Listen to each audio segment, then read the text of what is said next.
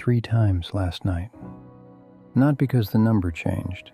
It never changes between the first check and the third. I checked anyway. If that sounds familiar in a slightly different shape, it might be. I've talked before about counting how many people from a whole career still call, about counting the months since anybody told me I'd done something right. Here's the next one. And it turns out this one isn't really about people at all, at least not on the surface. It's about a number on a screen that hasn't moved in 6 hours. And somehow, at 11, at midnight, and again a little after 1 in the morning, I picked up my phone and looked at it anyway. Let me tell you what the actual ritual looks like, because I think the specifics matter more than the general shape of it. My wife is asleep. I know this because I check quietly enough not to wake her, which is its own strange kind of skill I've apparently developed over the last year, holding the phone at an angle so the light doesn't cross her side of the bed. The phone comes off the nightstand. The screen lights up too bright in a dark room, so I squint at it for a second before my eyes adjust. I open the banking app. I look at the number. It says exactly what it said 3 hours ago. Because money sitting in an account does not spend itself while you sleep. And I know that. I have always known that. And none of it stops me from putting the phone back down, lying there for a while, and picking it up again. For 31 years, I kept the books for a mid-sized manufacturing company. Not glamorous work.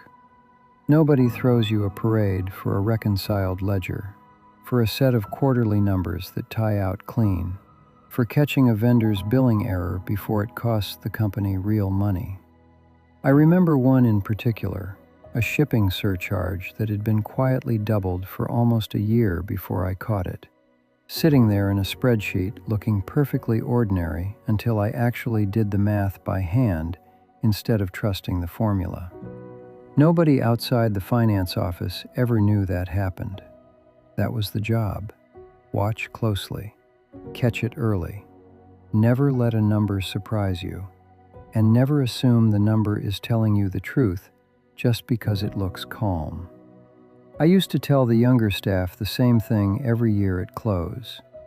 A quiet balance sheet isn't the same thing as a correct one. You still have to go look. So here is the part I think is actually funny, in a way that took me a long time to be able to laugh at. I spent 3 decades making sure nothing ever snuck past me in a company's books.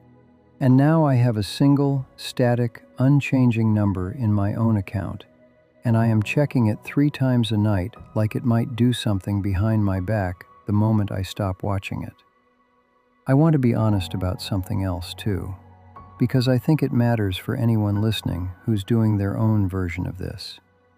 I am not broke.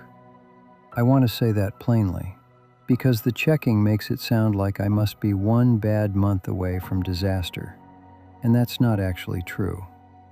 We ran the numbers with an advisor 2 years before I retired.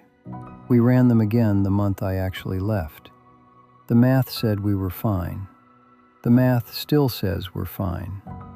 And none of that changes what happens at 11 o'clock most nights. And I want to say this part plainly too, because I spent a while being quietly embarrassed about it before I could say it out loud at all. A grown man who spent his whole career being the calm, competent one with numbers, reduced to checking his own bank balance like a teenager checking to see if a text came in. It sounds small. It sounds a little pathetic if I'm being hard on myself about it. But it's true. So I'm going to say it plainly instead of dressing it up, because I suspect I'm not the only one doing this, and pretending otherwise doesn't help either of us.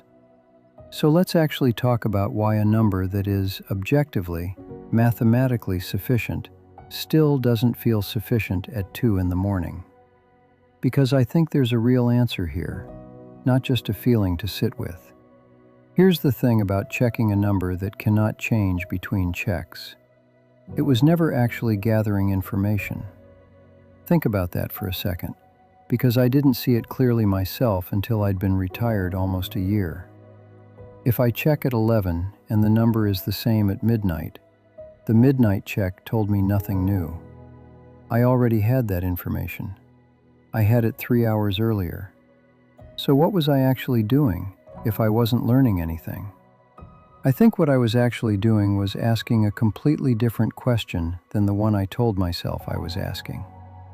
On the surface, the question is, what does the account say? But underneath that, the real question, the one actually driving me out from under the covers at midnight is, am I safe? And here's the problem with that. A balance on a screen was never built to answer that question. It can tell you a figure. It cannot tell you that you're safe, because safety was never a number to begin with. It was always a feeling, and feelings don't get settled by data, no matter how many times you refresh the page. You could check that account 100 times before sunrise, and it would tell you the same true, useless fact 100 times, because you were never actually asking it a financial question at all. This is where I think it helps to understand what's actually happening underneath the checking, and I'm going to explain it plainly rather than dress it up. There's a well-documented pattern in how scarcity, real or perceived, affects attention. When something feels scarce, your mind narrows around it, the same way a hungry mind fixates on food even when a meal is only an hour away. It's not a character flaw. It's not a sign that you're bad with money or ungrateful for what you have. It's closer to how your attention behaves after a real threat, even once the threat itself is gone. Anyone who spent decades responsible for catching problems before they became disasters, in a ledger, in a factory, in a classroom, in a household budget that always ran a little tight, trained a very specific kind of vigilance. That vigilance doesn't know how to read a calendar. It doesn't know the job ended. It has no mechanism for being told, gently or otherwise, that the thing it spent 3 decades guarding against isn't actually waiting around the corner anymore. It just keeps doing the one thing it was built to do, which is scan for the problem before the problem finds you. The same way an old habit of counting how many people still call doesn't know the job ended either. Different number, same old reflex, still standing guard over a post nobody's asking it to guard anymore. So the checking isn't evidence that something's wrong with the money. It's evidence of exactly how well that vigilance used to work back when it had a real job to do. I think this is worth sitting with for a moment, because I know how it can sound from the outside. It can sound like a humble brag. I'm so responsible, I can't even relax about money I don't need to worry about. That's not what I mean, and if that's what it sounds like, I haven't said it right yet. What I mean is something closer to grief, actually. The same shape of grief I've talked about before in different clothes. The job ended. The vigilance didn't get the memo, and now it's running at full strength against a threat that mostly isn't there anymore. 3 times a night, whether I want it to or not. Here's the part I've had to be honest with myself about too. If I never really needed the information, if the number was never actually going to surprise me, then what was I actually hoping the third check would give me that the first 2 didn't? I think the answer is relief, not information.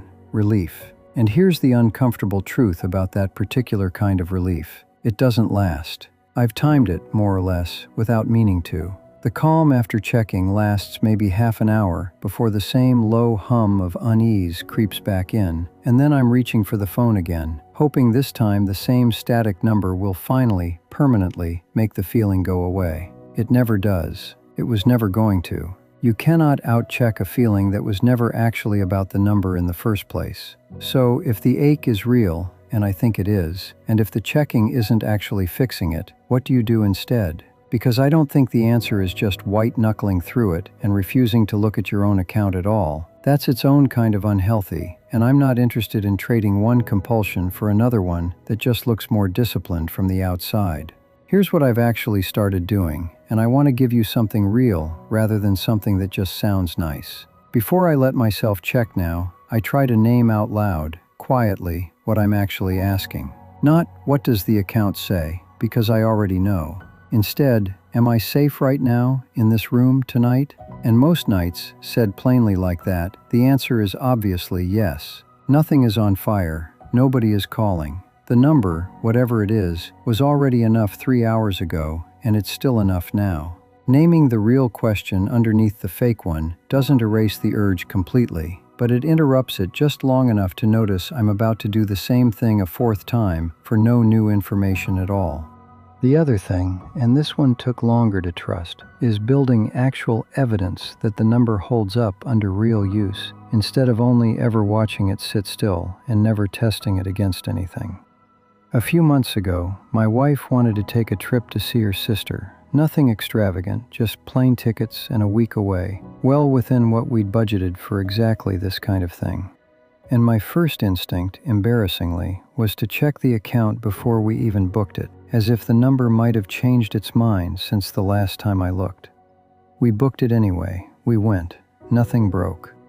The number, when I finally checked again after the trip, was almost exactly where the math said it would be, because that's what a well-planned budget actually does. It holds. And I'd spent 30 years trusting exactly that principle for a company that wasn't even mine, and somehow forgotten to extend myself the same trust.